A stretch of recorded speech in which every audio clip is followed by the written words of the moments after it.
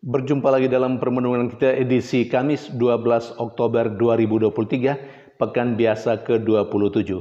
Bacaan-bacaan liturgi hari ini, bacaan yang pertama dari kitab Maleakhi, bab 3 ayat 13 sampai bab 4 ayat 2a, dan bacaan Injil dari Injil Lukas, bab 11 ayat 5 sampai 13. Nabi Maleakhi dalam bacaan pertama hari ini melihat bahwa kehidupan orang-orang Israel, kehidupan iman dan moralnya mulai kendor, mulai pudar. Padahal sesudah bait suci dibangun, 50 tahun pertama sesudahnya, dinamika kehidupan iman dan moral itu sangat tinggi. Jadi orang masih sangat bersemangat dalam kehidupan moral dan kehidupan iman. Orang sungguh-sungguh, orang Israel sungguh-sungguh menunjukkan diri sebagai orang percaya, dan karena itu kehidupan moral pun sangat dijaga. Tetapi sesudah 50 tahun pembangunan atau terbangunnya bait suci itu mulai kelihatan mengendor, mulai memudar semangat hidup beriman dan moral. Dan itu dipicu lagi oleh kehidupan para imamnya yang tidak becus, yang tidak memberikan contoh. Maka muncullah orang-orang fasik, orang-orang jahat dengan pemikirannya yang mau mempengaruhi orang-orang yang masih baik dalam kehidupan beriman dan moral. Orang fasik mempengaruhi orang-orang yang baik, yang masih bagus, baik dalam kehidupan beriman dan moral, dengan mengatakan bahwa sia-sia beribadah kepada Tuhan, sia-sia berdoa kepada Tuhan, dan sia-sia juga melakukan apa yang dikehendaki oleh Tuhan. Saat itulah Nabi Maleakhi muncul. Dan Maleakhi menubuatkan. Di satu sisi meneguhkan orang-orang Israel yang masih baik, baik dalam kehidupan beriman dan kehidupan moralnya, untuk tidak terpengaruh pada apa yang dikatakan oleh orang-orang fasik. Nubuat Maleakhi, sebagaimana yang dikatakan dalam bacaan pertama hari ini, meneguhkan orang-orang Israel yang masih baik dalam kehidupan iman dan moralnya, bahwa pada saatnya, pada waktu yang ditentukan Tuhan, pada akhirnya Tuhan akan menyelamatkan orang benar, orang baik yang takwa kepada Allah.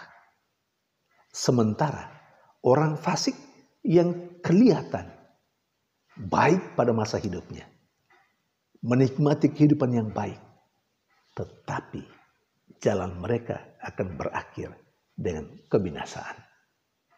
Itu janji Tuhan dan itu nubuat yang disampaikan oleh Nabi Maleakhi. Saudari dan saudara yang terkasih, kita pasti bukan orang fasik, bukan orang jahat. Tetapi terkadang terlintas di pikiran kita, pikiran-pikiran terlintas di otak kita, terlintas di hati kita, pikiran dan perasaan seperti orang fasik dalam bacaan pertama tadi. Terkadang kita merasa saat-saat tertentu, kita merasa bahwa berdoa itu tidak berguna, melaksanakan kehendak Tuhan itu tidak berguna. Capek rasanya. Semua tidak berguna hidup menurut kehendak Allah. Apalagi kalau kita akhirnya mengalami bahwa penderitaan demi penderitaan terus kita alami secara bertubi-tubi. Dan saat-saat seperti itulah terlintas pikiran orang fasik itu. Merasa bahwa beribadah kepada Tuhan tidak berguna. Bahkan karena kesibukan kita merasa beribadah kepada Tuhan itu tidak berguna. Karena kita mengandalkan kekuatan kita sendiri. Tapi bacaan pertama hari ini mengingatkan saya dan Anda. Kalaupun kita bukan orang fasik, tetapi memiliki pikiran-pikiran seperti orang fasik, sebagaimana ditegaskan dalam bacaan pertama hari ini, kita sesungguhnya kelihatan baik saat ini, bagus saat ini, tetapi kita pada akhirnya akan dibinasakan. Karena itu, mari kita tetap bertekun dalam kehidupan beriman kita, dalam kehidupan moral yang baik. Kita takwa kepada Tuhan.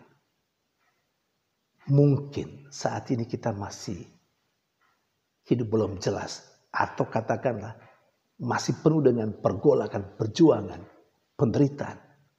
Tapi hidup kita akan berakhir dengan keselamatan. Karena Tuhan telah menulis semua yang baik yang telah kita lakukan. Saudari dan saudara yang terkasih, sementara dalam bacaan Injil ditegaskan mengenai doa, dan bahkan lebih khusus lagi ditegaskan bahwa setiap doa akan dikabulkan.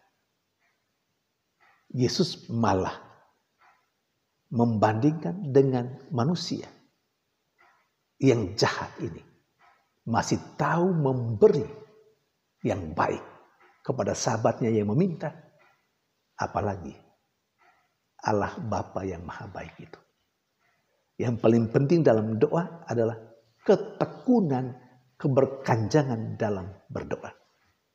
Dan kalau kita berdoa, baiklah kita menghayati sungguh-sungguh spiritualitas seorang pengemis dan seorang pengemis yang baik.